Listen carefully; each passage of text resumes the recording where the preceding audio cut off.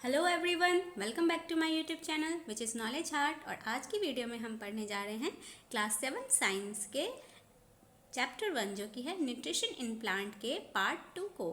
तो इसके पार्ट 1 को हमने अपने प्रीवियस वीडियो में देखा था। तो आप में से अगर किसी ने प्रीवियस वीडियो मेरा नहीं देखा है इस चैप्टर का तो जा कर के चेकआउट करें, प्रीवियस वीडियो देखें, क्योंकि बिना प्रीवियस वीडियो देखे आपको ये वीडियो समझ में नहीं आने वाला है। एंड मोस्ट इंपॉर्टेंट बात, आप लोग अगर मेरे चैनल पर नए हो तो प्लीज़ मेरे चैनल को सब्सक्राइब करें ताकि आपको ऐसे ही वीडियोस हर सब्जेक्ट से रिलेटेड मिलती रहें। और अगर आपको मेरी वीडियोस पसंद आती हैं तो मेरी इस वीडियो को लाइक करना भी ना भूलें। तो चलते हैं वापस से अपने वीडियो पे। तो हमने अपने प्रीवियस वीडियो में क्या सब पढ़ा था? हमने पढ़ा था न्यूट्रिशन इन प्लांट, यानी कि प्लांट में जो पोर्शन होता है उसके बारे में, कि प्लांट को न्यूट्रिशन की ज़रूरत होती है। ठीक है, लाइक हमने देखा था कि प्लांट भी हमारी तरह लिविंग ऑर्गेनिज्म है। ठीक है, वो भी ग्रो करते हैं, रिप्रोड्यूस करते हैं, जिनके लिए उनको एनर्जी की ज़रूरत होती है, उनको फूड चाहिए होता है। तो उनका फूड मेकिंग प्रोसेस क्या था? फोटोसिंथेसिस था, प्रकाश संश्लेषण जिसे हिंदी में कहते हैं। ठीक है, तो वो लोग हमारी तरह, उनका फूड मेकिंग प्रोसेस थोड़ा अलग है, थोड़ा क्या पूरा ही अलग है। उनके बॉडी में आप जो है वो लोग खुद बनाते हैं फूड। ठीक है, हमारी तरह नहीं, हम तो दूसरों पे, प्लांट प्रोडक्ट, एनिमल प्रोडक्ट पे डिपेंड होते हैं अपने फूड के लिए, लेकिन वो अपना फूड खुद बनाते हैं सनलाइट के प्रेजेंस में। वाटर, कार्बन डाइऑक्साइड, इन सब की हेल्प से वो लोग अपना फूड बनाते हैं। और उनका जो फूड बनता है वो कहाँ बनता है? तो उन प्लांट में सर्टन पार्ट होता है जो कि लीफ है, उनका पत्ता होता है, वो उनका फूड फैक्ट्री होता है जहाँ पे उनका खाना बनता है।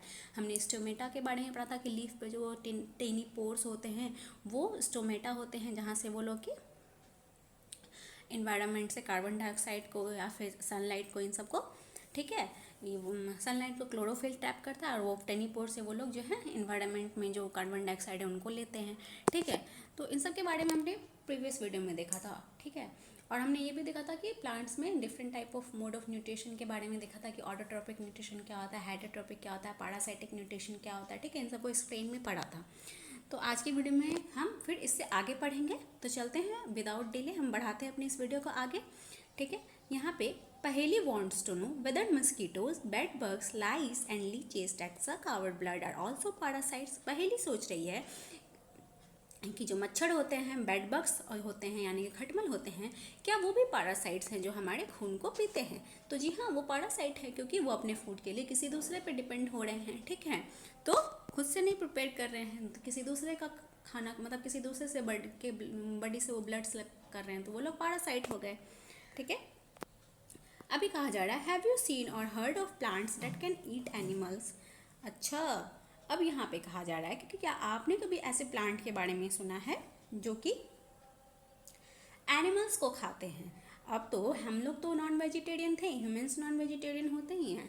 ठीक है, एनिमल्स तो होते ही हैं, अब क्या प्लांट भी नॉन वेजिटेरियन है? आपने सुना है? तो जी हाँ, ऐसे प्लांट्स होते हैं, कुछ ऐसे प्लांट हैं जो कि इंसेक्ट को या फिर एनिमल्स को जो है वो खाते हैं। तो इनके बारे में देखते हैं क्या कहा जा रहा है। There are a few plants which can trap insect and digest them. तो ऐसे कुछ प्लांट हैं जो कि इंसेक्ट को पकड़ते हैं, जकड़ लेते हैं और फिर उनको डाइजेस्ट करते हैं। ठीक है, इज इट नॉट अमेजिंग? जी हाँ, ये तो अमेजिंग है। प्लांट भी इंसेक्ट खा रहा है, प्लांट भी एनिमल, प्लांट भी नॉन वेजिटेरियन है। सच प्लांट्स में बी ग्रीन और ऑफ सम अदर प्लांट। तो ऐसे प्लांट जो है ग्रीन भी हो सकते हैं या फिर किसी दूसरे कलर के भी हो सकते हैं। Look at the plant in figure 1.6। अभी यहाँ पे 1.6 में जो फिगर है हमें वो देखने के लिए कहा जा रहा है। ठीक है, द पिक्चर लाइक और a jug like structure is the modified part of a leaf. आपको ये प्लांट दिख रहा है। ठीक है, अभी यहाँ पे एक पिक्चर लाइक स्ट्रक्चर है, तो ये लीफ का ही पार्ट आगे बढ़ के मॉडिफाई होके इस पिक्चर वाले पार्ट में चेंज हो गया। पिक्चर यानी कि हम किसको कहते हैं? घड़ा को कहते हैं हिंदी में। ठीक है, उसको पिक्चर कहते हैं।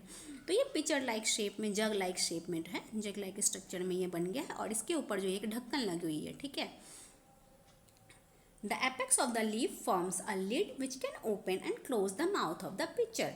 तो ये जो लिड है ना, ये जो है बंद होती है और खुलती है। ठीक है, जब भी इनको इंसेक्ट इसके अंदर जाता है तो ये खुल जाती है, इंसेक्ट अंदर चले जाता है तो फिर ये जो है, ये लिड जो है, ये जो लिड है ये फिर बंद हो जाती है। ठीक है, तो कितना अमेजिंग प्लांट है। देखिए इसके लीफ ये जो है मॉडिफाइड होकर के इस तरह से जो है एक जग लाइक स्ट्रक्चर में चेंज हो गए हैं। ठीक है, और लीफ का सबसे ऊपर वाला हिस्सा जो है वो इनके ढक्कन की तरह, लिड की तरह काम कर रहा है।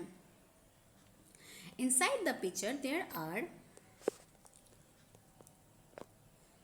Hair which are directed downwards, ठीक है। तो इस पिक्चर के अंदर जो है हेयर लाइक स्ट्रक्चर होते हैं, ठीक है, जो कि अंदर की ओर होते हैं। The lid closed and the trapped insect gets entangled into the hair, ठीक है, इनटू द हेयर। फिर जो कोई इंसेक्ट इसके अंदर जाता है तो फिर उसके बाद वो ढक्कन बंद हो जाता है, कैद कर लिया जाता है, ठीक है, उस कीड़े को कैद कर लिया जाता है उस पिक्चर में। और उसके बाद जो है वो कीड़ा जो है इनके हेयर में फंस जाता है। The lid closes and the insect is trapped, okay.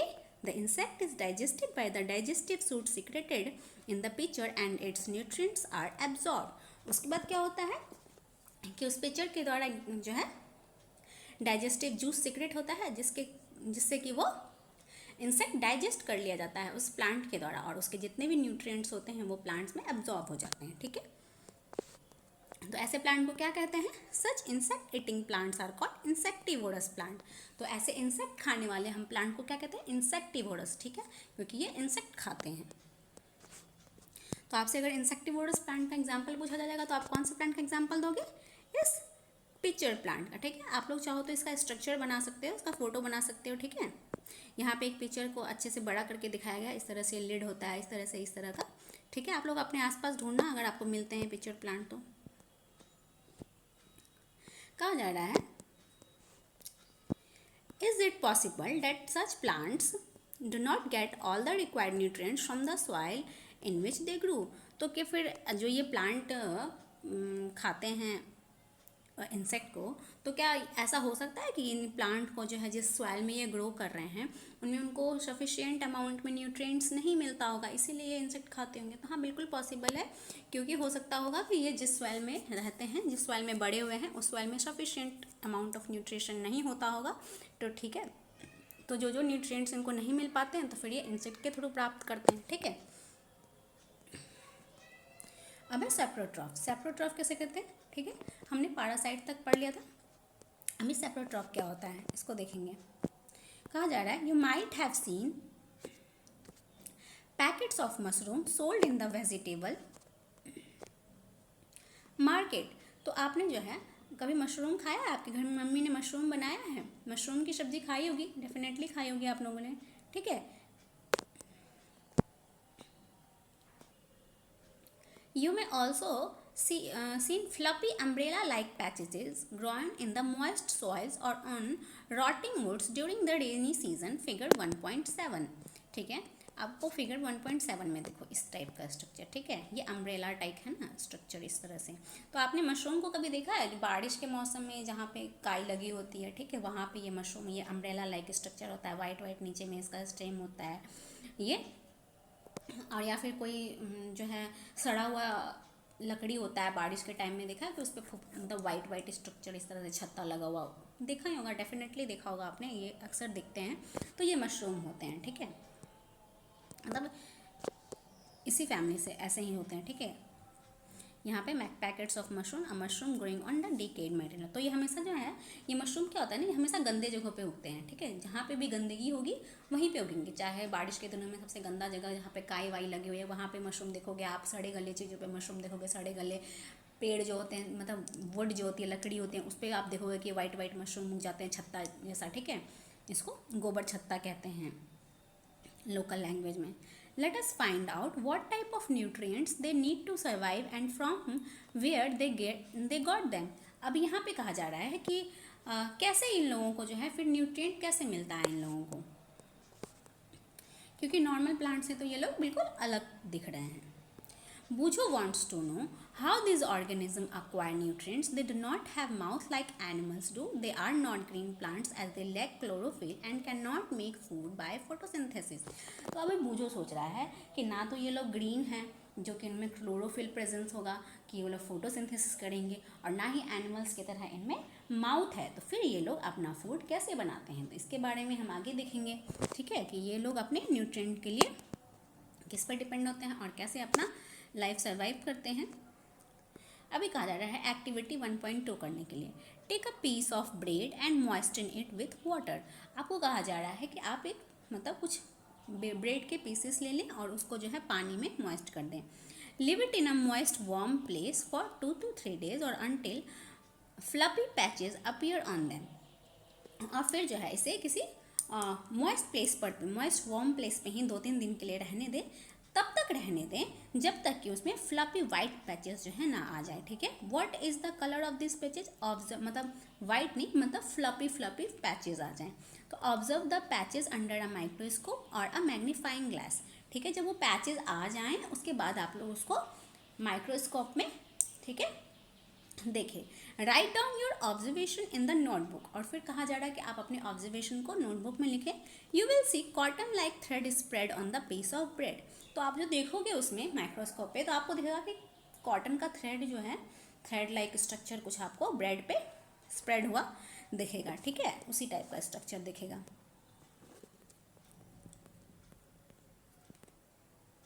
यहाँ पे देख रहे हैं आप लोग इस टाइप से, ये ब्रेड का लिया गया है पीस, उसके ऊपर जो है ये इसको मॉइस्चन करके चाहिए, ठीक है। तो ये फंगी ग्रोइंग ऑन ब्रेड, तो ये इस पर क्या हो गया, फंगी ग्रो हो गया, ठीक है। तो these organism are called fungi, तो ये ब्रेड के ऊपर जो हम लोग मॉइस्ट करके इसको 2-3 दिन के लिए मॉइस्ट प्लेस पे रख देते हैं तो उस पर क्या ग्रो हो जाता है, पैचेस लाइक स्ट्रक्चर, उसको हम लोग फंगी कहते हैं। क्या कहते हैं, फंगी कहते हैं। They have a different mode of nutrition, इनका मोड ऑफ न्यूट्रिशन, इनका पोषण लेने का तरीका जो है बिल्कुल अलग होता है। They absorb the nutrient from the bread, ठीक है। तो वो लोग जो हैं, ये इस पे जो ये ऑर्गेनिज्म है ये कौन होते हैं, फंगी ग्रुप के होते हैं, ठीक है। और ये अपना न्यूट्रिएंट्स जो है इसी ब्रेड से लेते हैं, ठीक है। This mode of nutrition in which organism take in nutrients from dead and decaying matter is called saprotrophic nutrition, तो वैसा मोड ऑफ न्यूट्रिशन जिसमें कि ऑर्गेनिज्म अपना न्यूट्रिएंट्स किसी सड़े गले या डेड डिकेइंग चीज़ों से, मरे सड़े गले चीज़ों से प्राप्त करते हैं, तो उसको हम लोग कौन सा न्यूट्रिशन कहेंगे, उसको कहेंगे सैप्रोट्रॉफिक न्यूट्रिशन। तो जैसा कि हमने देखा यहाँ पे जो ब्रेड के ऊपर फंगी है, तो ये ब्रेड बिल्कुल सड़ा गला सा हो गया था, 2-3 दिन के लिए हमने उसको भिगो करके सड़ा दिया था, ऑलमोस्ट सड़ ही गया था, फिर उस पर ये फंगी उगते हैं, तो इसी फंगी जो है इसके ब्रेड के से फिर अपना न्यूट्रिएंट्स अब्जॉर्व करते हैं। और ऐसे ऑर्गेनिज्म जो सैप्रोट्रॉफिक मोड ऑफ न्यूट्रिशन फॉलो करते हैं उसको क्या कहेंगे, उसको कहेंगे हम लोग सैप्रोट्रॉफ, ठीक है। Such organism with saprotrophic mode of nutrition are called saprotroph. जैसे कि जो autotrophic mode of nutrition follow करते थे उसको हम लोग क्या कह रहे थे, ऑटोट्रॉफ। जो हम लोग heterotrophic mode of nutrition follow कर रहे थे वो हेटरोट्रॉफ, उसी तरह जो सैप्रोट्रॉपिक मोड ऑफ न्यूट्रिशन फॉलो कर रहे हैं वो क्या हो गए, सैप्रोट्रॉफ्स हो गए। तो आई होप समझ गए होंगे आप लोग सैप्रोट्रॉपिक और सैप्रोट्रॉफ। कहा जा रहा है fungi also grow on pickle, leather, clothes and other articles that are left in hot and humid weather for a long time. तो फंगी जो है आपने देखा होगा कि अचार में भी बहुत दिन अचार हो जाता है, उसको ढक के रखा है, अगर आप उसको धूप नहीं लगाओगे, ठीक है, हवा में, मतलब हवा लगने नहीं दोगे, धूप नहीं लगाओगे ना उसको, अचार को होता है ना कि आपके घर में अचार होते हैं तो कभी कभी धूप लगाया जाता है, धूप नहीं लगाएगा तो उसके अंदर वाइट पैचेस हो जाते हैं, तो फंगी ग्रो होने लगता है उसके ऊपर, ठीक है। और लेदर के जो क्लॉथ्स होते हैं उसको भी जो है जब कभी बहुत दिन तक वो अंदर रखा रहता है तो उसमें भी फंगी ग्रो होने लगते हैं, ठीक है। That are left in hot and humid weather for a long time, ठीक है। During the rainy season they spoil many things, और बरसात के दिनों में तो भाई इनका जो है इनकी बल्ले बल्ली होती है फंगी की, ये हर जगह फैल जाते हैं, ठीक है, और बहुत सारी चीज़ों को ख़राब कर देते हैं। Ask your parents about the menace of fungi in your house, तो अपने पेरेंट्स से आपके घर में जो भी फंगी के द्वारा हानि होती है आप उनके बारे में पूछें कि किन किन चीज़ों में फंगी लग जाती हैं, ठीक है। The fungal spores are generally present in there, क्या होता है ना कि ये फंगल स्पोर्स जो होते हैं, ठीक है, इनके छोटे छोटे स्पोर्स जो होते हैं जनरली ये एयर में ही प्रेजेंस होते हैं, ठीक है। when they land on wet and warm things they germinate and grow, तो फिर जब भी ये गीले या फिर किसी गर्म जगह पे, गीले एंड गर्म जगह पे लैंड करते हैं तो फिर ये वहाँ पे पैदा होते हैं और फिर ये बड़े होते हैं, जर्मिनेट करते हैं और फिर ग्रो करते हैं। Now can you figure out how we can protect our things from getting spoiled, और इस तरह से आप ये पता लगा सकते हो कि आप किसी भी चीज़ को जो है ख़राब होने से कैसे बचा सकते हो, तो उसको आप लोग ढक के रखो, ठीक है, ऐसे क्या कहते हैं ह्यूमिड प्लेस पे ना रखो, ठीक है। आजकल तो हम लोग रेफ्रिजरेटर का यूज़ करने लग गए, हमारा खाना हम बहुत सारा बचा लेते हैं रेफ्रिजरेटर में रख के, उसमें कुछ भी ये सब चीज़ों का अटैक नहीं होता है।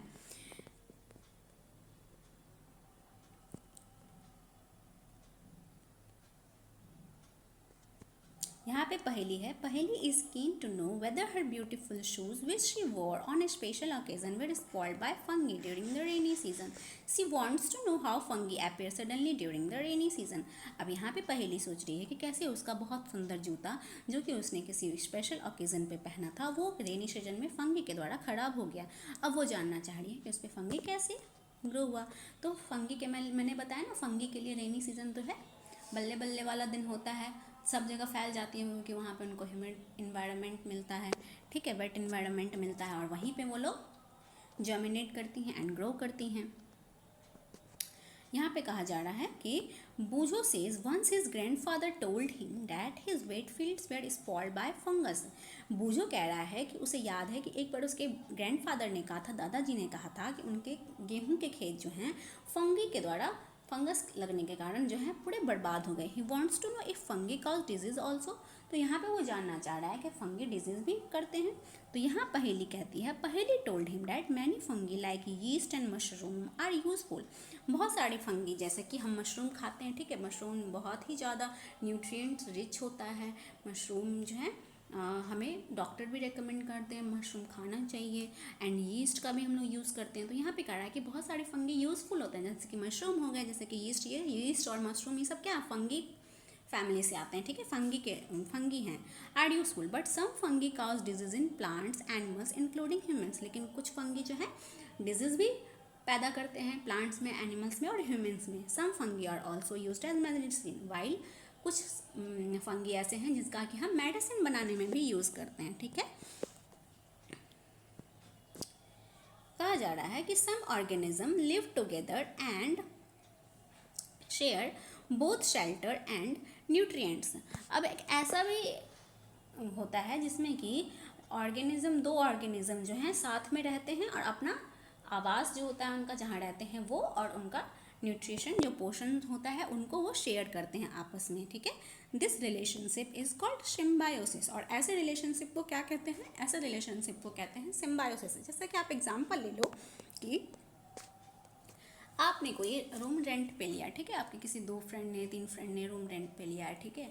तो आप लोग जो है वहाँ पे, कोई फ्रेंड अगर मान लीजिए वहाँ का रेंट दे रहा है, कोई फ्रेंड घर का राशन ला रहा है, कोई फ्रेंड जो है लॉन्ड्री का पैसा दे रहा है, तो हर किसी ने अपनी अपनी जिम्मेदारी अलग अलग बांट ली है। तो ये किस तरह का रिलेशनशिप हो गया? ये एक सिम्बायोसिस रिलेशनशिप हो गया। उसी तरह ऐसा ही रिलेशनशिप कुछ ऑर्गेनिज्म फॉलो करते हैं जिसमें कि वो लोग अपना शेल्टर और न्यूट्रिएंट्स जो है शेयर करते हैं, जिसको कि हम लोग क्या कहते हैं? सिम्बायोसिस कहते हैं, ठीक है। ऐसे रिलेशनशिप को सिम्बायोसिस कहते हैं। For example, certain fungi live inside the roots of plants. तो the plant provide nutrients to the fungus and in return the fungus provide water and certain nutrients. Example के लिए कुछ ऐसे फंगी होते हैं जो कि प्लांट्स के रूट्स में रहते हैं, जड़ में रहते हैं, ठीक है। तो प्लांट जो है उनको न्यूट्रिएंट्स प्रोवाइड करता है, उस प्लांट के रूट में रहते हैं वो लोग, और उस प्लांट के रूट में रहते हुए वो लोग उसके न्यूट्रिएंट्स को लेते हैं, और रिटर्न में जो है फंगी भी उन प्लांट्स को जो है वाटर और कुछ न्यूट्रिएंट्स प्रोवाइड करते हैं, ठीक है। तो दोनों से दोनों को फायदा हो रहा है। ऐसे रिलेशनशिप को हम सिम्बायोसिस रिलेशनशिप कहेंगे, ठीक है। In organism called lichens, a chlorophyll containing partner which is an alga and a fungus live together. तो एक जो है ऑर्गेनिज्म होता है जिसको कि हम लोग लाइकेन कहते हैं। आप लोग इसको याद रखिएगा, लाइकेन बहुत इंपॉर्टेंट है, ठीक है। आपसे पूछा जाएगा कि सिम्बायोसिस रिलेशनशिप का एक लाइकेन जो है, इसमें कौन से 2 ऑर्गेनिज्म साथ में रहते हैं? तो इसमें अलगी और फंगी रहते हैं, ठीक है। अलगी एंड फंगी का साथ में रहने वाले रिलेशनशिप, इसको क्या कहेंगे? इसको लाइकेन कहते हैं, ठीक है। तो लाइकेन में जो है क्लोरोफिल कंटेनिंग पार्टनर जो कि अलगा होता है, एल्गी होता है, वो उसमें क्लोरोफिल प्रेजेंस होता है, और फंगी जो है वो भी रहता है। तो the fungus provide shelter, water and mineral to the alga. तो फंगी क्या प्रोवाइड करता है? फंगी जो है उनको रहने के लिए आवास देता है, पानी देता है और मिनरल्स देता है, और in return the alga prepare the food to the fungus. और अलगा क्योंकि क्लोरोफिल उसमें है, इसीलिए अलगा जो है फोटोसिंथेसिस करता होगा, ठीक है। तो अलगा खाना बनाता है और वो उस रिटर्न में फंगस को देता है। तो यहाँ पे दोनों से दोनों बेनिफिट हो रहे हैं। तो ये लोग एक सिम्बायोसिस रिलेशनशिप कह रहे हैं, तो इसको क्या कहेंगे? इनको लाइकेन, ठीक है। याद रखिएगा, लाइकेन में एल्गी एंड फंगी रहते हैं साथ में, ठीक है। अभी कहा जा रहा है कि how nutrients are replenished in the soil. अब जो है सॉइल की जो है सॉइल को पोषण दोबारा से कैसे मिलता है कि मान लीजिए उसमें कोई पेड़ है, ठीक है, वो उसने सॉइल से मिनरल्स, वाटर, जितने न्यूट्रिएंट्स हैं वो सब कुछ ले लिया, फिर तो उसमें वो तो न्यूट्रिएंट डिफिशिएंट हो गया वो सॉइल, फिर उसको न्यूट्रिएंट कहाँ से मिलता है, अब इसके बारे में हम लोग देखेंगे इस टॉपिक में, ठीक है।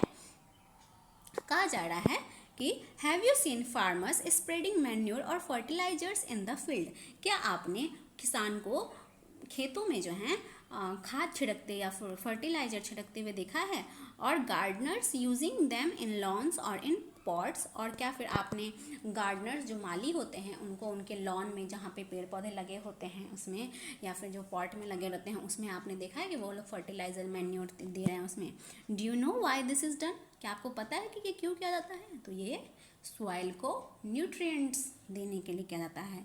You learn that plant absorb mineral and nutrient from the soil, आपने पढ़ा कि प्लांट जो है सॉइल से मिनरल एंड न्यूट्रिएंट्स को अब्जॉर्व कर लेते हैं, so that amount in the soil keep on declining, जिसके कारण कि सॉइल में उनकी मात्रा घटती जाती है। Fertilizers and manures contain nutrients such as nitrogen, ठीक है, तो फर्टिलाइजर और जनरली जो फर्टिलाइजर मैन्योर होते हैं उनमें नाइट्रोजन जैसा न्यूट्रिएंट्स पोषण होता है, ठीक है, नाइट्रोजन हो गया, पोटाशियम, फास्फोरस एटसेट्रा, इन सब चीज़ों को फर्टिलाइजर मैन्योर में रखा जाता है, ठीक है। This nutrients need to be added from time to time to enrich the soil, और एक टाइम के अंतराल पे जो है इन न्यूट्रिएंट्स को जो है, इन फर्टिलाइजर्स, इन मैन्योर को जो है हम सॉइल में, मिट्टी में ऐड करते हैं। We can grow plants and keep them healthy if we can fulfil the nutrient requirement of plant, ठीक है, तो वैसे ही सॉइल में प्लांट ग्रो करेंगे ना कि जहाँ पे उनको न्यूट्रिएंट मिलेगा, तो अगर फिर प्लांट का न्यूट्रिएंट एक प्लांट ने ले लिया, दोबारा से कोई प्लांट लगाएंगे तो फिर वो न्यूट्रिएंट डिफिशिएंट होगा, तो फिर वो प्लांट ग्रो नहीं करेगा, तो इसके लिए हमें सॉइल को पहले न्यूट्रिएंट देना होता है, सॉइल को न्यूट्रिएंट में इनरिच करना होता है, ताकि फिर कोई प्लांट लगे तो फिर वो उससे न्यूट्रिएंट ले सके, ठीक है, समझ में आ गई बात। Usually crop plants absorb a lot of nitrogen and the soil become deficient in nitrogen। अभी क्रॉप प्लांट क्या होता है ना कि एक ही फील्ड में जो है एक तरह के पौधे लग गए, ठीक है, तो उनको हम लोग क्रॉप कहते हैं, फसल कहते हैं, ठीक है। एक लार्ज एरिया ऑफ लैंड में जो है हम एक ही तरह का फसल लगाते हैं, एक ही तरह के पेड़ को लगाते हैं, तो उसको हम लोग एक ही तरह के प्लांट या पेड़ को लगाते हैं, उसको हम लोग क्रॉप कहते हैं, फसल कहते हैं, ठीक है। तो जनरली क्या होता है ना कि ये क्रॉप जो है सॉइल से नाइट्रोजन ले लेती हैं और ऐसी सॉइल जो है नाइट्रोजन डिफिशिएंट हो जाती है, ठीक है। You learn that the nitrogen gas is available in plenty in the air, ठीक है, लेकिन आपको ये भी पता है कि नाइट्रोजन गैस जो है हमारे एयर में प्लेंटी अमाउंट में रहती हैं, प्रचुर मात्रा में है।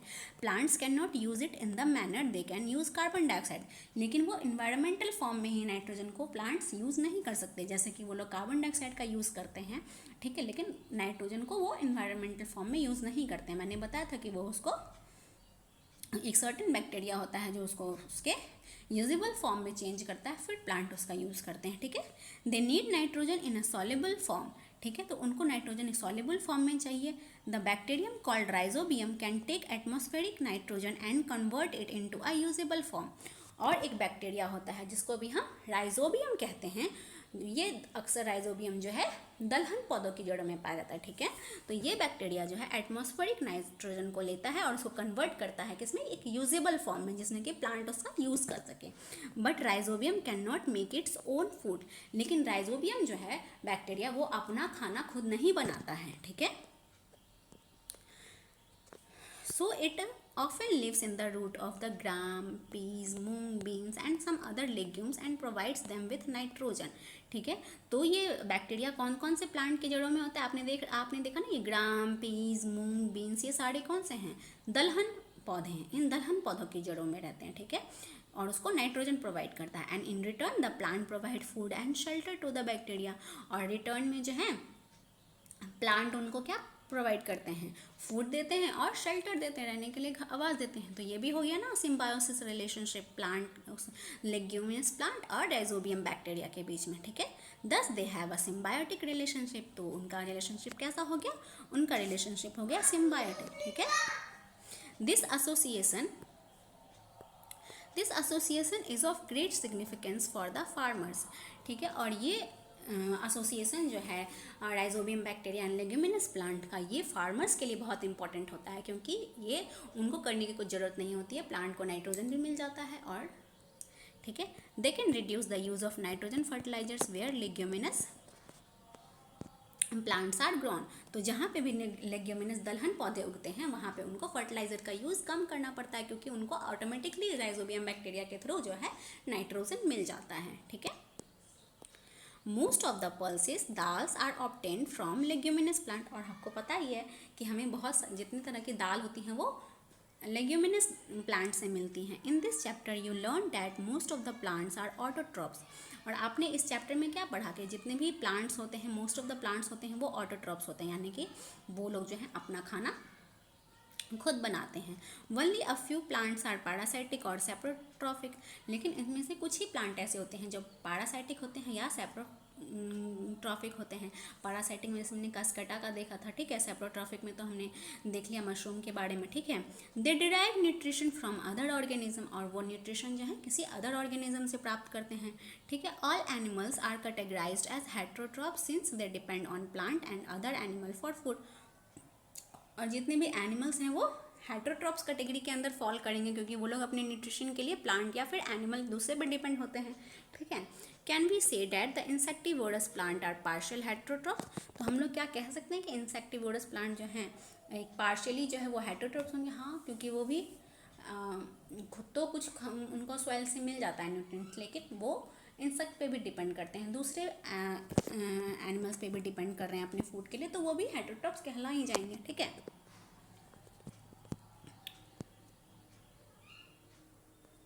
तो हमारा यहाँ पे चैप्टर 1 ख़त्म होता है, ठीक है। तो अपने कीवर्ड्स एंड एक्सरसाइज को मैं अपने नेक्स्ट वीडियो जो कि कीवर्ड्स एंड एक्सरसाइज से रिलेटेड बनाऊंगी, उसमें कीवर्ड्स एंड एक्सरसाइज को एक्सप्लेन करूंगी, ठीक है। तो आपको अगर मेरी वीडियो पसंद आई हो तो मेरी इस वीडियो को लाइक करें, और मेरे इस वीडियो को यहाँ तक देखने के लिए बहुत बहुत धन्यवाद। और आप लोग मेरे चैनल पर नए हो तो प्लीज़ मेरे चैनल को सब्सक्राइब करना बिल्कुल ना भूलें, ताकि ऐसे ही वीडियोज़ आपको हर चैप्टर से रिलेटेड मिलती रहें। Bye bye, thank you.